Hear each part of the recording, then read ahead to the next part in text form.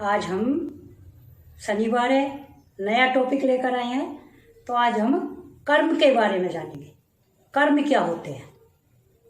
इस संसार में कोई सुखी है, कोई दुखी है, कोई गरीब है, कोई अमीर है, कोई सुंदर है, कोई कुरूप है, कोई विद्वान है, कोई अल्पबुद्धि है।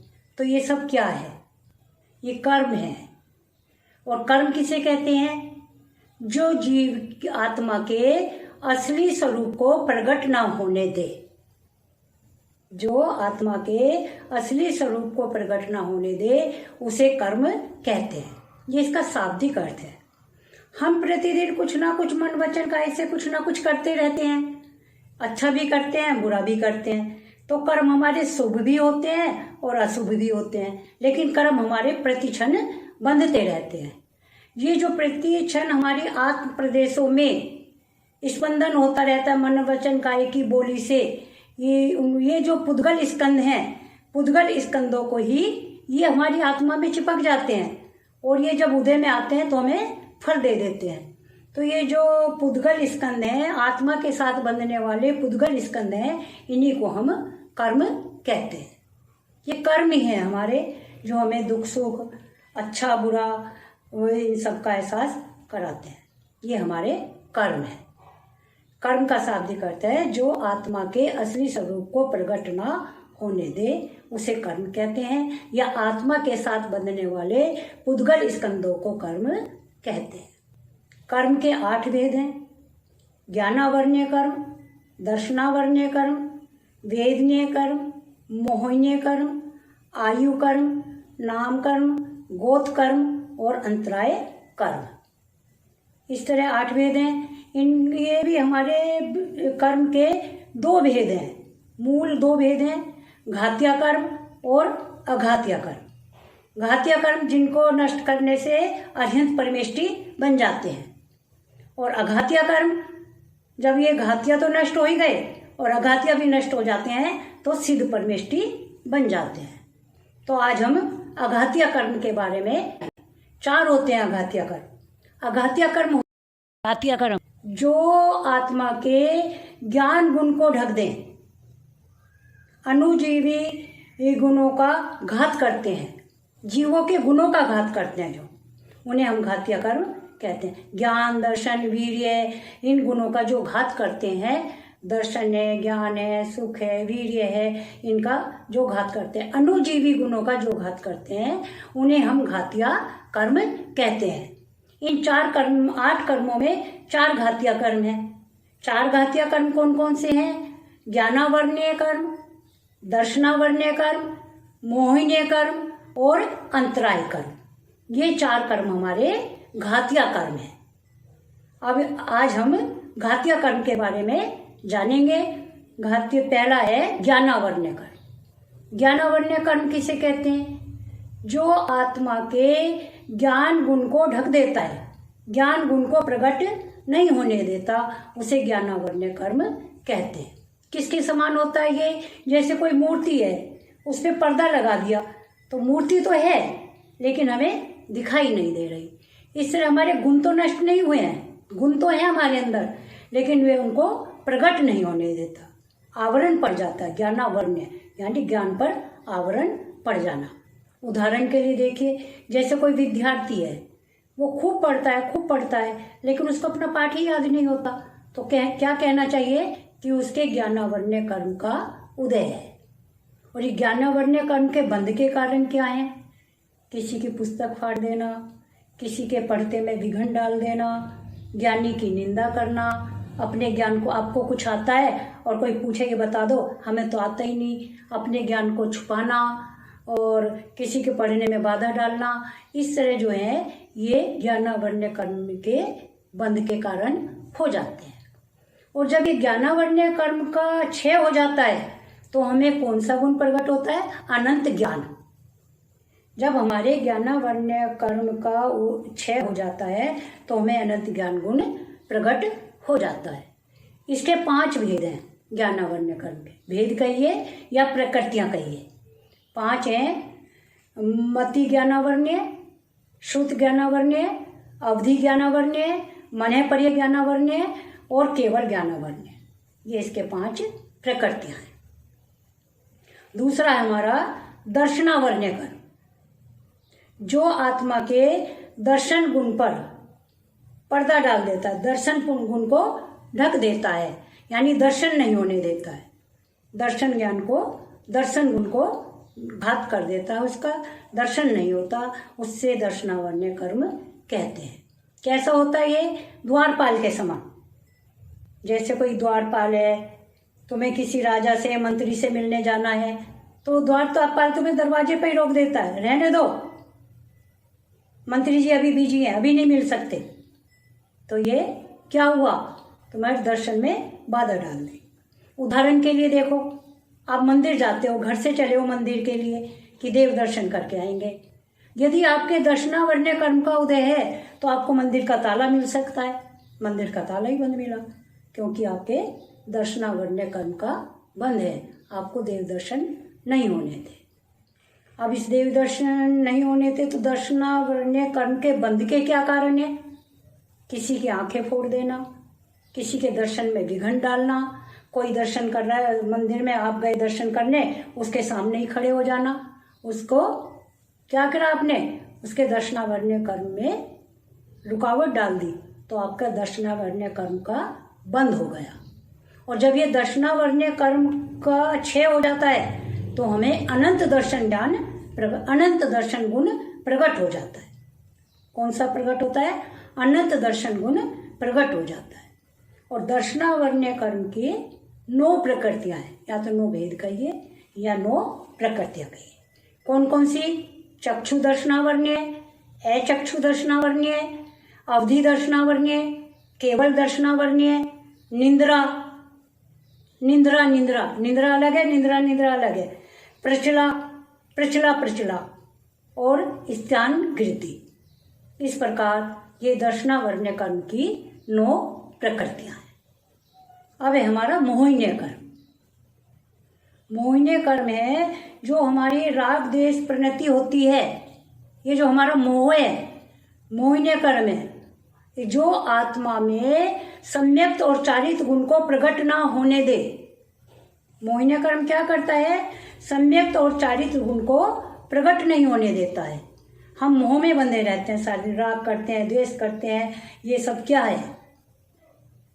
तो इसका स्वभाव किसके जैसा है? शराब की तरह। जैसे कोई व्यक्ति शराब पी लेता है तो उसको हित और हित का पता ही नहीं रहता, वो भूल जाता है किसमें मेरा हित है और किसमें हित है। उसे माँ, बहन, पत्नी, बीवी, इनका अंतर ही भूल जाता है, नाली में गिरता पड़ता रहता है। ये मोहिनी कर्म का, उसके मोहिनी कर्म का उदय है। मोहिनी कर्म के उदय के कारण अब भगवान राम थे, लक्ष्मण की डेड बॉडी को 6 महीने तक कंधे पर लादे रखा। वो क्या था? मोहिनी कर्म का उदय था।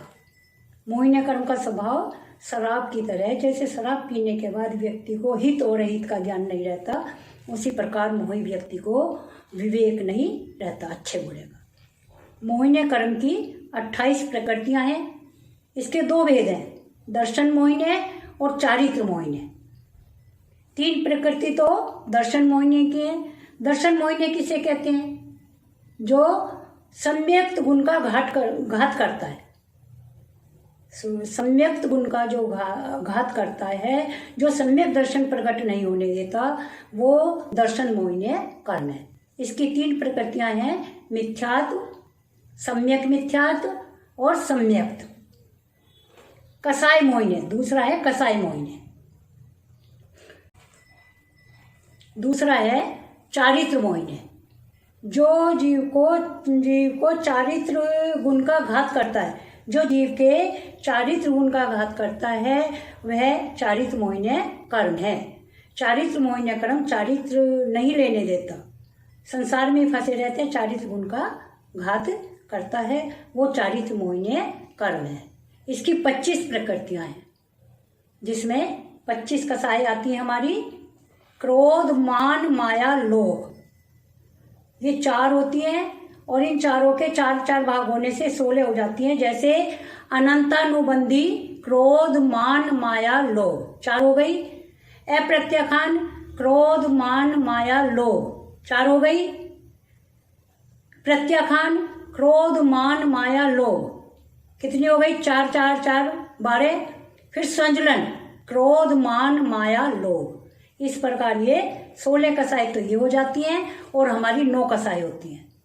9 कौन कौन सी होती हैं? हास्य, रति, अरति, शोक, भय, जुगुप्सा और 3 वेद, स्त्री वेद, पुरुष वेद, नपुंसक वेद। इस प्रकार ये मोहिनी क्रम की हमारी 28 प्रकृतियां होती हैं। मोहिनी क्रम के बंध के कारण क्या हैं? सच्चे देव साहब गुरु की निंदा करना, सच्चे देव साहब गुरु में दोष लगाना, गुरुओं की निंदा करना, राग द्वेष क्रोध की भावना रखना, इससे ये हमारे मोहिनी कर्म का बंध होता है। और मोहिनी कर्म के क्षय हो जाने से हमें क्षायिक सम्यक गुण प्रकट हो जाता है। मोहिनी कर्म के क्षय हो जाने से कौन सा गुण प्रकट होता है? क्षायिक सम्यक। ये हमारा मोहिनी कर्म हुआ। सब कर्मों में सबसे ज्यादा खतरनाक मोहिनी कर्म ही होता है। यही हमें संसार में जकड़े रखता है। अब चौथा है अंतराय कर्म। अंतराय कर्म किसी भी अच्छे कार्य में दान, लाभ, भोग, उपभोग, वीर्य, उसमें अंतराय पैदा करना, बाधा डालना, वो अंतराय कर्म होता है। अंतराय कर्म किसके समान होता है? जैसे कोई भंडारी है, मुनीम जी है, खजांची है, उसके समान उसका स्वभाव होता है। क्यों? मान लो कोई सेठ जी है, कोई राजा है, मंदिर बनवाना चाहते हैं, दान देना चाहते हैं बहुत सारा, तो खजांची क्या कहेगा, मुनीम क्या कहेगा? अरे रहने दो सेठ जी, क्या करोगे, इतना पैसा खत्म हो जाएगा, इतना पैसा लग जाएगा, रहने दो। तो ये क्या है? अंतराय कर्म का उदय है। उदाहरण देखिए, आदिनाथ भगवान को 6 महीने तक आहार नहीं मिला, ये अंतराय कर्म का उदय था। बच्चा रोटी खा रहा है, हाथ में से कुत्ता छीन कर भाग गया, तो ये उसके अंतराय कर्म का उदय है। इसको अंतराय कर्म कहते हैं। इसके अंतराय कर्म के बंधने के क्या कारण है? किसी को दान देने में बाधा डालना, किसी को अच्छे कार्य में बाधा डालना, किसी को दान देते को रोक लेना, कोई अच्छा कार्य कर रहा है उसको रोक देना, धार्मिक कार्यों में उसको नहीं लगने देना, धार्मिक कार्य में पैसे को नहीं लगने देना, किसी को खाना खाते में बाधा डाल देना, ये अंतराय कर्म के बंध के कारण है। और जब अंतराय कर्म का क्षय हो जाता है तो हमें कौन सा गुण प्रकट होता है? अनंत वीर्य। और ये कौन से गुण का घात करता है? अंतराय कर्म अनंत वीर्य गुण का ये घात करता है। अंतराय कर्म अनंत वीर्य गुण का घात करता है। और जब अंतराय कर्म का क्षय हो जाता है तो हमारे अनंत वीर्य गुण प्रकट हो जाता है। अंतराय कर्म के 5 प्रकृतियां हैं। इसकी 5 प्रकृतियां हैं। दाना अंतराय कर्म, दान देने में अंतराय डालना। लोभांतराय कर्म, किसी को कोई लाभांतराय कर्म, लोभा नहीं, लाभ। भोगांतराय कर्म, भोगांतराय कर्म।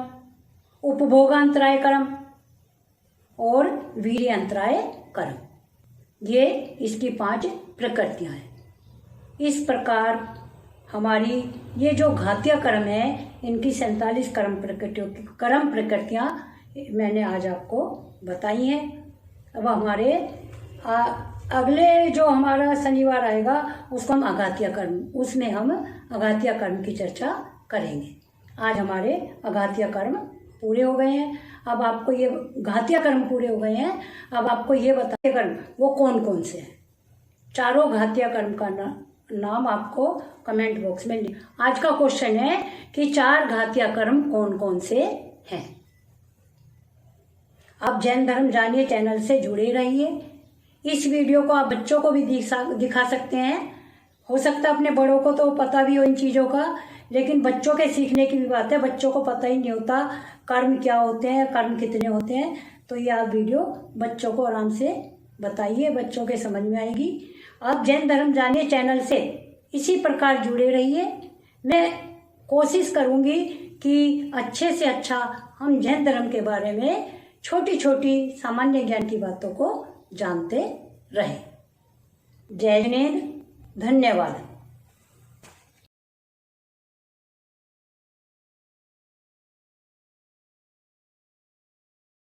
कर्म की 47 कर्म प्रकृतियों को मैंने डिस्क्रिप्शन बॉक्स में डाल दिया है, आप वहाँ से भी पढ़ सकते हैं।